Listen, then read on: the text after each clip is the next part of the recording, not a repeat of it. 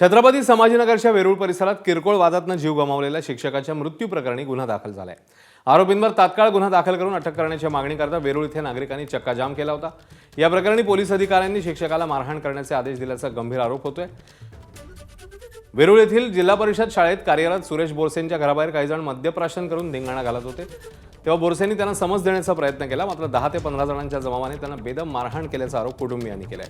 या हल्ल्यात जखमी झालेल्या बोरसे यांचा उपचारादरम्यान मृत्यू झालाय। दरम्यान पोस्टमॉर्टममध्ये शिक्षकाचा मृत्यू हृदयविकाराच्या झटक्याने झाला असा दावा पोलिसांनी केला। तर शिक्षकाला मारहाण झाली नसल्याची माहिती छत्रपती संभाजीनगर ग्रामीण पोलिसांनी दिली। यानंतर नागरिक आणि कुटुंबीय आक्रमक झाले होते।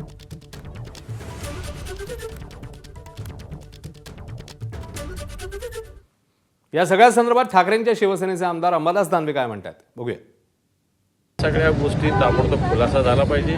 रवी आवारे असेल आणि नागरगोजे असेल यांच्यावरही गुन्हे दाखल झाले पाहिजे, कारण या लोकांनी इथं गुंडागर्दी केली। पोलिसांच्या वर्दीमध्ये खाकी वर्दीतली गुंडागर्दी। या वेरूळची जनता ही वेरूळ म्हणजे छत्रपती शिवरायांची भोसले घरांची जन्मभूमी आहे आणि या ठिकाणी अशी रजाकारी मला असं वाटतं आम्ही सहन करणार नाही। नागरगोजे असेल, आवारे कोण आहे मला माहिती नाही, या सगळ्यावर गुन्ह्या म्हणजे गुन्ह्याचेच गुन्हे दाखल करावे लागतील।